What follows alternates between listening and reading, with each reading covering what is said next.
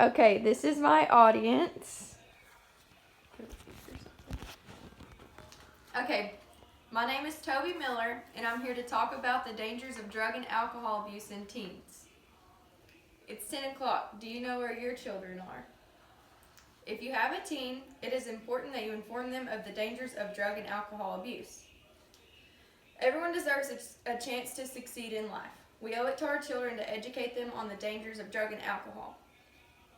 I read an article from News OK that the state of Oklahoma's youth drug overdose has tripled.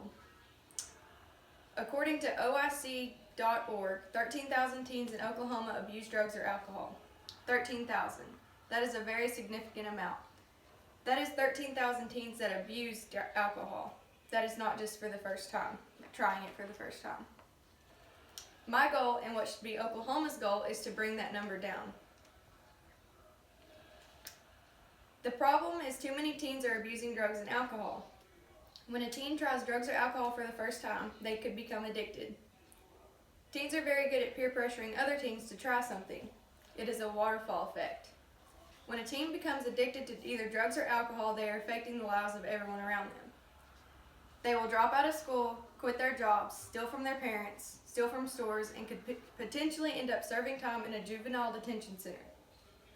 According to OICA.org and the Annie Casey Foundation, close to 40% of the youth in juvenile detention centers are there for nonviolent offenses. Abusing drugs and alcohol could potentially ruin their life. Imagine the pain the parent goes through when dealing with an addicted teen. Not only does it affect the teen's life, but it also affects everyone who loves them and cares about them. A teen who becomes addicted to drugs is sacrificing their health, their education, their personal relationships, their future, their careers, and much more. When a teen abuses drugs, it changes their looks. Have you ever been able to look at someone and tell that they are doing drugs? It is hard not to judge someone who looks like a drug abuser. This will cause the disconnection with the community and increase the chances of unemployment, leading to poverty. This greatly affects brain development. A person's brain is not fully developed until they are 25 years old, and during the teen years, drug and alcohol damage will damage essential cognitive development. Just imagine what drugs and alcohol do to a teen's brain. The damages are detrimental. If this issue is ignored, it will only become worse. 13,000 will become 20,000, and then 20,000 will become 30,000, and so on. If teens are not informed of the dangers of alcohol and drugs, then what will stop them from trying them? It is likely that when a teen abuses drugs and alcohol, that it carries into adulthood if not treated properly. When carried into adulthood, it increases the chances of unemployment, also leading to poverty. Oklahoma needs more programs like DARE, Dare to be Drug-Free. But unlike DARE, Oklahoma schools need to have an alcohol and drug abuse counselor on site. The counselor would have to be someone who is very informed about the dangers of drugs and alcohol. The counselor would also have to be a professional. The students need a positive role model to help shape them. Having a positive role model gives the troubled kids hope. The counselor could also guide the students to some early work experience. Early work experience will teach the students responsibility at a young age, lessening the chances of abuse. The counselor could be the student's mentor. If the student's abuse is severe, the counselor could find the best recovery home for the student to help beat their addiction. I believe if students had someone like this to talk to personally, this would improve the likeliness of a teen trying drugs or alcohol. Let's say a teen does try drugs or alcohol. Teens love to talk. It is likely if a teen tries drugs or alcohol, they're going to talk about it.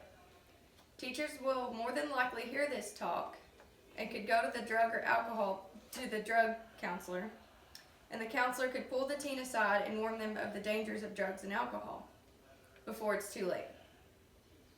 The counselor could set aside time to talk to each student about drugs and alcohol. I do realize this is time consuming, but it's something that needs to be mandatory. This would consist of one-on-one counseling. This would consist of a one-on-one counseling session. The student could ask questions without the fear of being made fun of. Along with the on-site drug counselor, there needs to be a professional speaker come to the school several times a year to talk about the dangers of drug and alcohol. I'm aware that many schools already use this approach, but it normally only happens once a year. Major companies like DARE use a cute, innocent mascot to persuade students to stay away from drugs and alcohol. I am not opposed to the idea, but I believe students should be shown the harsh reality of what drugs can do to your body and how drugs can affect and ruin your life. Something as important as preventing drug and alcohol abuse needs to be communicated more than once a year. I'm a believer that this plan will succeed because there will always be someone for the student to go and talk to. It is important that the student has someone that they can trust and feel confident talking to. Oklahoma students need a mentor, someone to look to for help when concerning the abuse of drugs and alcohol. This mentor could lead them to jobs, continuing education, and keeping students busy enough to stay away from drugs and alcohol. It should be mandatory that each school, private or public, has a drug abuse counselor.